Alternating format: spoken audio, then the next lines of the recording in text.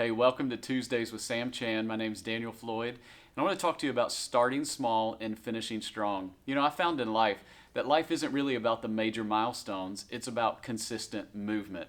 It's not about the big moments in life, it's about the small moments that lead us to the big moment. But the problem is this: most of our culture and most of us as people, we celebrate the big moments. So you don't send out an invitation for people to attend your first date, but you do for the wedding. It's the big moment.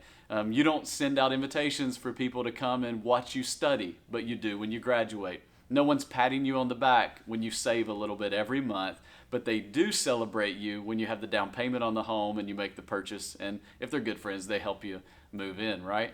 And so we celebrate the milestones. And so we can begin to think in our mind that life is all about the milestone. And in our leadership, we can think it's about the event, it's about the big moment. But it really is about the little moments that lead us to the big moments. And to get there, it requires something called commitment. And I know we all know this, but oftentimes we aren't willing to put in the commitment required to take us to the next level. It takes another level of commitment from where you currently are to take you to the next level that you want to go to. It's the commitment that's required to personally develop yourself when no one is looking, no one's patting you on the back, and no one's giving you any accolades. It's the willingness to discipline your body to get where you want to go physically. Whatever it may be in your life, to go to another level is going to require another level of discipline from you. But I would propose that begins with starting small. Exodus chapter 23, God tells the nation of Israel, I'm going to give you this land.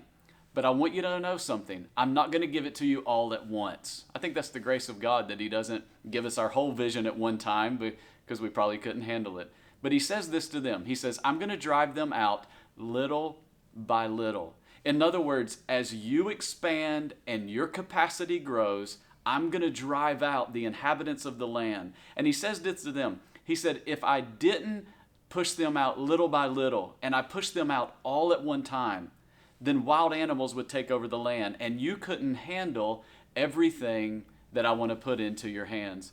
And so I want to encourage you today not to so much focus on the milestones. They're great, they're wonderful, the mountaintop experience, celebrating the goodness of God, that's awesome.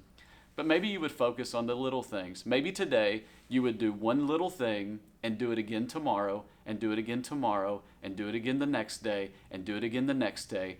And the consistent, repetitive habits that you build would lead you to the moments that you've dreamed about and that you've prayed for.